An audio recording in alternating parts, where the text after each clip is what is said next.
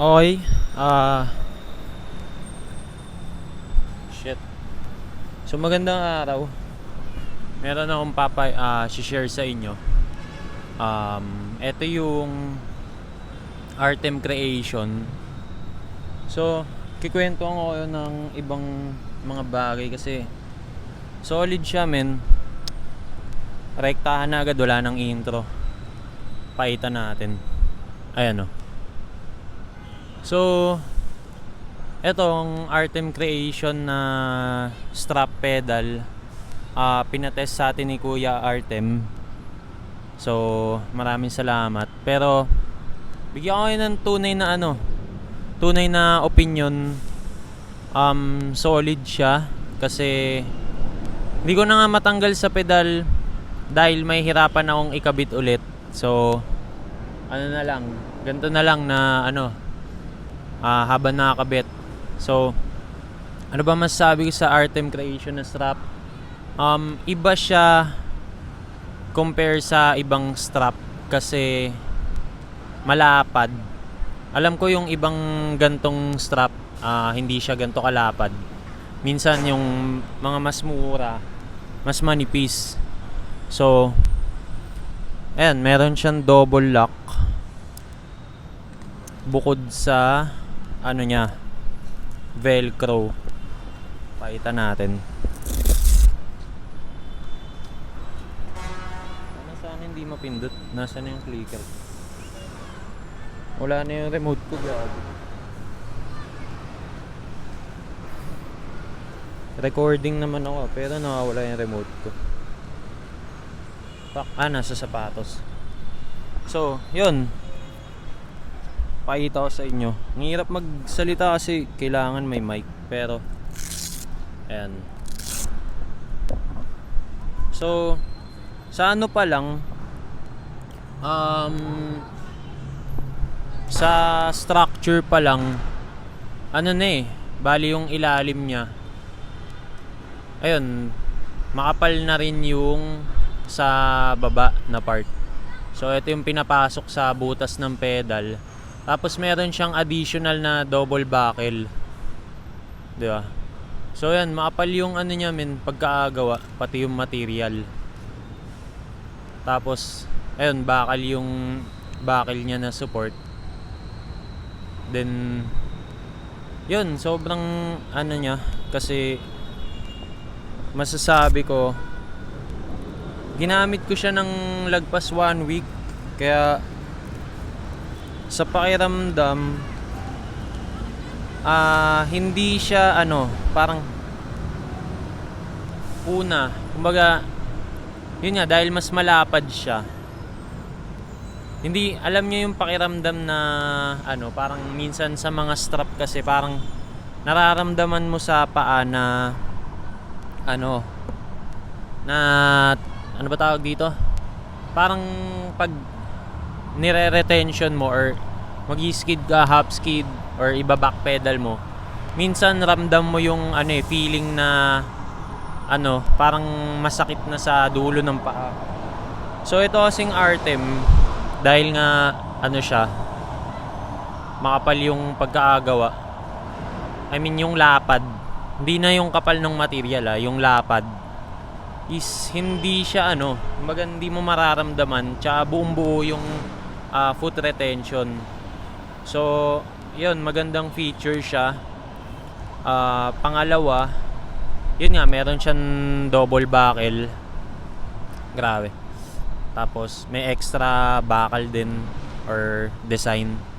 Pero solid.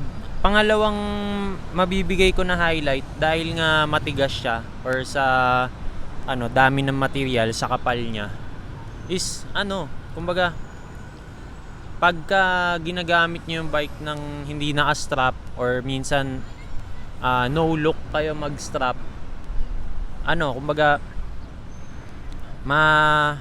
hindi siya mafa-flat or mayuyupi kasi makapal. Kung maapakan nyo man siya, babalik lang din siya sa form niya. So yun, pangalawang magandang bagay. Pangatlo, dahil makapal yung ilalim niya kasi nga may extra strap, hindi na siya gumagalaw or wala na siyang baga fix na yung ilalim niya. So hindi na siya sa ilalim. Parang minsan kasi yung mga cases nilalagyan nila ng interior yung strap dito sa bandang butas para mas tumagal or mas makapit. Pero dito dahil makapal na yung material, hindi na siya nagra-rub. So, hindi na din siya gaano magagasgas. Kaya okay ito. Okay yung Artem, try nyo. Tapos, yun, syempre okay din yung pedal na gamit ko. Salamat sa nagbigay, Sir Kevin. Ano to? DMR Bikes. Pero yun, Artem, dahil makapal nga rin siya, ang masasabi ko, pag ginagamit ko siya ng walang strap or sa ilalim mo umaapak, kahit sumasayad siya sa lapag, hindi siya ganun kabilis magasgas and ano ba tawag dito?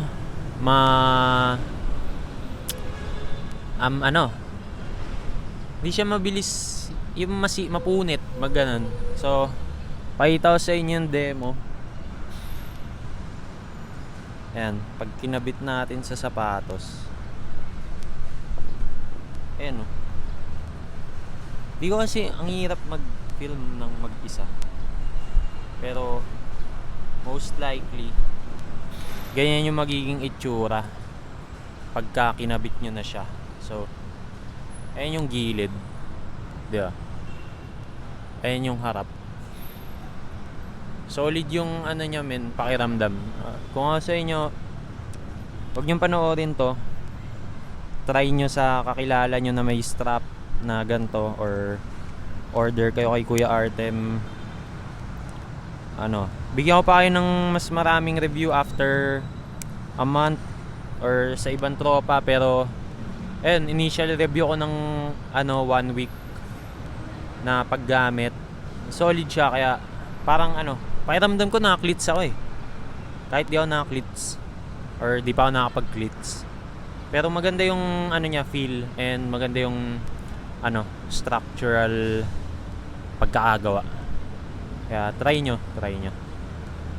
Yeah. Salamat kay Artem Creation PH. Suportahan nyo yung mga gawa niya kasi meron siyang mga bags, messenger bags, top tube covers. Kaya ayun, check out nyo yung page ni Kuya Artem. Bumili kayo ng strap, bumili kayo ng ibang produkto niya. So ito yung, alam ko V2 or V3, pero yun nga, try nyo to kasi di kayo magsisisi. Tsaka most likely magagamit nyo ng ilang taon or palipat-lipat ng pedals. Yun lang masasabi ko. Ako nga pala si Tino. Tapos maganda yung strap. Bigyan ko siya ng 9.6/10.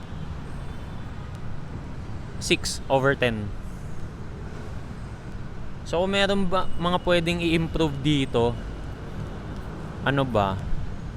siguro variations na lang, like pwedeng reflective na reflective na material para dagdag na din safety. Pero yung pagdating dito sa dalawang buckle, okay siya kasi dagdag security talaga Ayun, madadagdag ko na bonus is hindi siya agad maluluwag or yung pakiramdam na sinet nyo yung strap nyo ng masikip, tapos sa paggamit luluwag siya. Sa iba mabilis kasi nga normal velcro tapos isang buckle lang. Dito naman dalawa, kaya yun, kaya hindi siya aksidente matatanggal, mahirap tanggalin. Tayo na minsan nagkakanakawan ng strap. Ito sa kapal nito, bago pa manakaw mapapansin nyo na muna na na may kumakalikot sa bike nyo. Kaya try nyo to, men. Ako masasabi ko solid to. Kaya ingat palagi, try nyo. Importante to men, foot retention. Para makapag-skid kayo, tricks. Freestyle, KO spin, fakie. Ano pa ba?